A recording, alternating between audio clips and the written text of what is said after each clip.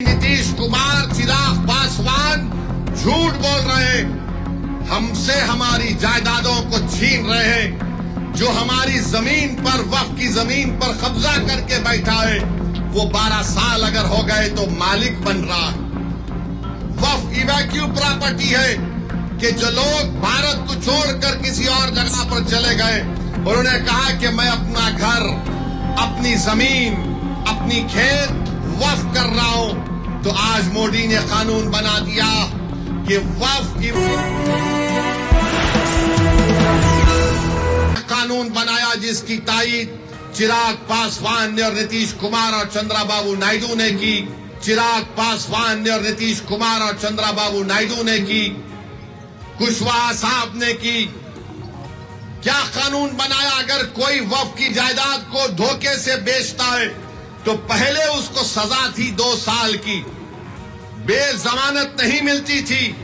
आज मोदी ने कह दिया, प्यारे तू लूट ले वक्फ की जमीन को और 6 महीने की सजा तुझको मिलेगी, 2 साल की नहीं मिलेगी और तुमको जमानत मिल जाएगी। मैं पूछना चाहता हूं नीतीश कुमार से, चिराग पासवान से, चंद्रबाबू नायडू से, एक चीज तो बताओ जो इससे मुसलमानों को फायदा होगा। आपने कानून बनाया सिर्फ मुसलमानों की जायदादों को लूटने के लिए। हम अपनी जायदाद से महरूम हो जाएंगे और कलेक्टर इंक्वायरी मुकम्मल करने का कोई टाइम नहीं है, कोई वक्त नहीं दिया गया। कलेक्टर सुबह कयामत तक इंक्वायरी चलते रहेगी, मगर हम तो अपनी दरगाह और मस्जिद से महरूम हो जाएंगे। यह कानून बनाया गया। फिर बीजेपी, नीतीश कुमार की पार्टी के लोग, चिराग पासवान के लोग बोलते कि वक्फ की जायदाद पर कब्जा हो गया, वक्फ की जायदाद को लूट लिया गया। अरे भैया, आपने कानून ये बनाया कि जो वक्फ की जायदाद पर नाजायज तौर पर कब्जा करके 12 साल से बैठा हुआ है, मोदी उसको मालिक बना रहे हैं, बल्कि वो मालिक बन चुका है अभी। तो बीजेपी, नीतीश कुमार, चिराग पासवान झूठ बोल रहे हैं, हमसे हमारी जायदादों को छीन रहे हैं। जो हमारी जमीन पर, वक्फ की जमीन पर कब्जा करके बैठा है, वो 12 साल अगर हो गए तो मालिक बन रहा है। वक्फ इवैक्यू प्रॉपर्टी है कि जो लोग भारत को छोड़कर किसी और जगह पर चले गए, उन्होंने कहा कि मैं अपना घर, अपनी जमीन, अपनी खेत वक्फ कर रहा हूं। तो आज मोदी ने कानून बना दिया कि वक्फ इवैक्यू नहीं होगा, ये गवर्नमेंट उसकी मालिक बनेगी और गवर्नमेंट उसकी मालिक बन चुकी है। कानून ये बनाया गया कि अगर आसारे खदीमा के तहत मस्जिद होगी, दरगाह होगी, कोई भी चीज होगी जिसमें इबादत होती है, नमाज होती है, फातिहा होती है, तो मोदी कह रहे हैं कि वक्फ मालिक नहीं होगा, आसारे खदीमा होगा, यानी फिर वक्फ हमसे छीन लिया गया।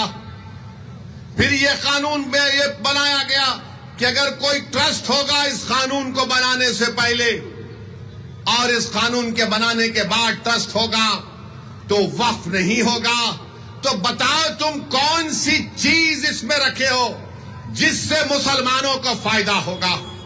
और आपको जानकर तकलीफ होगी कि मोदी ने कानून बनाया जिसकी तायीद चिराग पासवान ने और नीतीश कुमार और चंद्रबाबू नायडू ने की, कुशवाहा साहब ने की। क्या कानून बनाया? अगर कोई वक्फ की जायदाद को धोखे से बेचता है तो पहले उसको सजा थी 2 साल की, बेजमानत नहीं मिलती थी। आज मोदी ने कह दिया, प्यारे तू लूट ले वक्फ की जमीन को और 6 महीने की सजा तुझको मिलेगी, 2 साल की नहीं मिलेगी और तुमको जमानत मिल जाएगी। मैं पूछना चाहता हूं नीतीश कुमार से, चिराग पासवान से, चंद्रबाबू नायडू से, कुशवाहा साहब से, कुमारस्वामी साहब से, जयंत चौधरी साहब से, अरे एक चीज तो बताओ जो इससे मुसलमानों को फायदा होगा। आपने कानून बनाया सिर्फ मुसलमानों की जायदादों को लूटने के लिए, हमारी मस्जिदों को छीनने के लिए, हमारी दरगाहों को छीनने के लिए।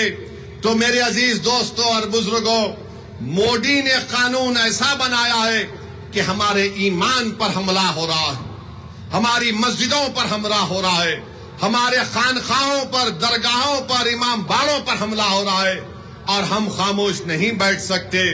इसीलिए all India Muslim personal law board ने इस बात का ऐलान किया कि मुल्कगीर पैमाने पर हम इस काले कानून के खिलाफ एहतजाज दर्ज करेंगे और एहतजाज हो रहा है, एहतजाजी जलसे हो रहे हैं, आइंदा भी होगा।